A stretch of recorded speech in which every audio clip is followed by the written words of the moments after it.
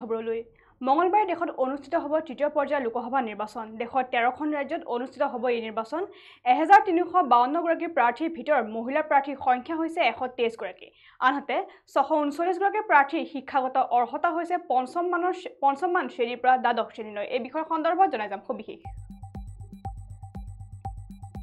মঙলবাৰে দেশত অনুষ্ঠিত হ'ব তৃতীয় পৰ্যায়ৰ লোকসভা নিৰ্বাচন দেশৰ 13খন ৰাজ্যত অনুষ্ঠিত হ'ব এই নিৰ্বাচন 1352 গৰাকী প্ৰাৰ্থীৰ ভিতৰত মহিলা প্ৰাৰ্থীৰ সংখ্যা হৈছে 123 গৰাকী 639 গৰাকী প্ৰাৰ্থীৰ শিক্ষাগত অৰ্হতা হৈছে পঞ্চম মান শ্ৰেণীৰ পৰা দ্বাদশ শ্ৰেণীলৈ আনহাতে 591 গৰাকী প্ৰাৰ্থীৰ শিক্ষাগত অৰ্হতা হৈছে স্নাতক অথবা বিভিন্ন ডিগ্ৰীধাৰী তৃতীয় পৰ্যায়ৰ হেভিৱেট প্ৰাৰ্থীৰ ভিতৰত আছে কেন্দ্ৰীয় গৃহমন্ত্ৰী অমিত শাহ আনহাতে তালিকাত আছে জ্যোতি আদিত্য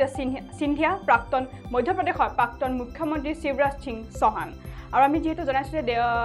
মঙলবাৰে দেশত অনুষ্ঠিত হ'ব তৃতীয় পৰ্যায়ৰ লোকসভা নিৰ্বাচন আৰু ইতিমধ্যে তৃতীয় পৰ্যায়ৰ লোকসভা নিৰ্বাচনক লৈ যি নিৰ্বাচন আয়োগ আছে সেই নিৰ্বাচন আয়োগৰ মাজত বৰ্তমান সময়ত তৎপৰতা বৃদ্ধি হোৱা দেখিবলৈ পোৱা গৈছে আৰু মাত্ৰ কিছু সময় আছে আৰু তৃতীয় পৰ্যায়ৰ নিৰ্বাচনক লৈ আৰু দেশৰ 13খন ৰাজ্যত এবাৰ তৃতীয় পৰ্যায়ৰ লোকসভা নিৰ্বাচন অনুষ্ঠিত হ'ব আৰু তাৰ সমান্তৰালকৈ অসমো ইয়াৰ ব্যতিক্ৰম নহয় কিন্তু অসমত এবাৰ 4টা লোকসভা সমষ্টিত তৃতীয় পৰ্যায়ৰ লোকসভা নিৰ্বাচন অনুষ্ঠিত হ'ব আৰু ইতিমধ্যে ইয়াৰ পূৰ্বতেও যি নিৰ্বাচনী প্ৰচাৰসমূহ আছে তৃতীয় পৰ্যায়ক লৈ সেই তৃতীয় পৰ্যায়ৰ নিৰ্বাচনলৈ যিসমূহ নিৰ্বাচনী প্ৰচাৰ আছে সেই নিৰ্বাচনী প্ৰচাৰসমূহ বৰ্তমান সেই সময়ত তুংগত উঠা দেখিবলৈ পোৱা গৈছিল আৰু ৰাজ্যৰ বিভিন্ন প্ৰান্তত ইতিমধ্যে শাসক আৰু বিৰোধী নিৰ্বাচনী প্ৰচাৰসমূহ তুংগত চলাই থকা দেখিবলৈ পোৱা গৈছিল আৰু ইতিমধ্যে নিৰ্বাচনী প্ৰচাৰসমূহ প্ৰায় শেষ হৈছে তৃতীয় পৰ্যায়ৰ যি লোকসভা নিৰ্বাচনী প্ৰচাৰ আছে সেই নিৰ্বাচনী প্ৰচাৰসমূহ বৰ্তমান সমাপ্ত হৈছে আৰু ইতিমধ্যে মঙলবাৰে দেশত তৃতীয় পৰ্যায়ৰ লোকসভা নিৰ্বাচন অনুষ্ঠিত হ'ব আৰু দেশৰ 13খন ৰাজ্যত এই তৃতীয় পৰ্যায়ৰ লোকসভা নিৰ্বাচন অনুষ্ঠিত হ'ব আৰু এবাৰ তৃতীয় পৰ্যায়ৰ লোকসভা নিৰ্বাচনত অৱতীৰ্ণ হোৱা প্ৰাৰ্থীৰ সংখ্যা হৈছে 1352 গৰাকী 1352 গৰাকী প্ৰাৰ্থী এবাৰ এই তৃতীয় পৰ্যায়ৰ লোকসভা নিৰ্বাচনত অৱতীৰ্ণ হ'ব আৰু এই 1352 গৰাকী প্ৰাৰ্থীৰ ভিতৰত মহিলা প্ৰাৰ্থীৰ সংখ্যা হৈছে প্ৰায় 123 গৰাকী মহিলা প্ৰাৰ্থী এবাৰ অৱতীৰ্ণ হ'ব তৃতীয় পৰ্যায়ৰ লোকসভা নিৰ্বাচনত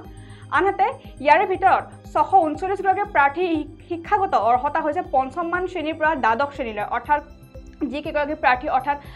1352 গৰাকী এবাৰ প্ৰাৰ্থীয়ে তৃতীয় পৰ্যায়ৰ লোকসভা নিৰ্বাচনত অৱতীৰ্ণ হ'ব অৰ্থাৎ প্ৰতিদ্বন্দ্বিতা কৰিব সেই 1352 গৰাকী প্ৰাৰ্থীৰ ভিতৰত 639 গৰাকী প্ৰাৰ্থী শিক্ষাগত অৰ্হতা হৈছে পঞ্চম মান শ্ৰেণীৰ পৰা দ্বাদশ শ্ৰেণীলৈ আনহাতে ইয়াৰে 591 গৰাকী প্ৰাৰ্থী শিক্ষাগত অৰ্হতা হৈছে স্নাতক আৰু অথবা বিভিন্ন ডিগ্ৰীধাৰী অৰ্থাৎ 591 গৰাকী প্ৰাৰ্থী শিক্ষাগত অৰ্হতা স্নাতক অথবা বিভিন্ন ডিগ্ৰীধাৰী বুলি বৰ্তমান সময়ত জানিব পৰা গৈছে আৰু ইয়াৰ উপৰিও তৃতীয় পৰ্যায়ৰ এবাৰ হেভিৱেট প্ৰাৰ্থীৰ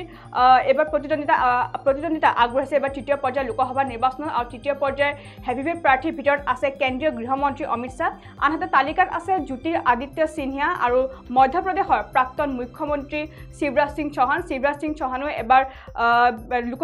তৃতীয় পৰ্যায়ৰ লোকসভা নিৰ্বাচনত অৱতীৰ্ণ হ'ব আৰু ইয়াক লৈ এতিয়া তৃতীয় পৰ্যায়ৰ লোকসভা নিৰ্বাচনক লৈ প্ৰায় নিৰ্বাচন আয়োগৰ মাজত তৎপৰতা বৃদ্ধি হোৱা দেখিবলৈ পোৱা গৈছে বৰ্তমান সময়ত আৰু ইয়াৰে আমি যিহেতু জনাইছোঁ মুঠ এবাৰ 1352 গৰাকী প্ৰাৰ্থী অৱতীৰ্ণ হৈছে তৃতীয় পৰ্যায়ৰ লোকসভা নিৰ্বাচনত আৰু সেই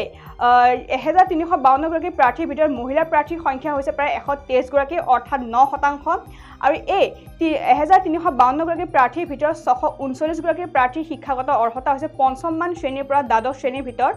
আনহাতে 591 গৰাকী প্ৰাৰ্থীৰ শিক্ষাগত অৰ্হতা হৈছে স্নাতক অথবা বিভিন্ন ডিগ্ৰীধাৰী আৰু ইয়াৰ উপৰিও তৃতীয় পৰ্যায়ৰ নিৰ্বাচনত প্ৰাৰ্থিত্ব আগবঢ়োৱা 1352 গৰাকী প্ৰাৰ্থীৰ ভিতৰত 392 গৰাকী প্ৰাৰ্থীয়ে হৈছে কোটিপতি আৰু ইয়াৰ লগতে 244 গৰাকী প্ৰাৰ্থীৰ বিৰুদ্ধে আছে গুৰুতৰ অপৰাধমূলক গোচৰ আৰু ইয়াৰ উপৰিও তৃতীয় পৰ্যায়ৰ নিৰ্বাচনৰ হেভিৱেট প্ৰাৰ্থীসকলৰ ভিতৰত আছে কেন্দ্ৰীয় গৃহমন্ত্ৰী অমিত শাহ কেন্দ্ৰীয় মন্ত্ৰী জ্যোতি আদিত্য সিন্ধিয়া মধ্যপ্ৰদেশৰ প্ৰাক্তন মুখ্যমন্ত্ৰী শিৱৰাজ সিং চৌহানৰ লগতে সুপ্ৰিয়া সুলে আৰু কৰ্ণাটকৰ প্ৰাক্তন মুখ্যমন্ত্ৰী বসুন্ধৰা বৰ্মায়ো ইতিমধ্যে অন্যতম বুলি বৰ্তমান সময়ত জানিব পৰা গৈছে আৰু ইতিমধ্যে মাজত মাত্ৰ আৰু কেইটামান সময় বাকী আছে আৰু মঙলবাৰে অনুষ্ঠিত হ'ব দেশৰ তৃতীয় পৰ্যায়ৰ লোকসভা নিৰ্বাচন আৰু মুঠ দেশৰ 13খন ৰাজ্যত অনুষ্ঠিত হ'ব এই তৃতীয় পৰ্যায়ৰ লোকসভা নিৰ্বাচন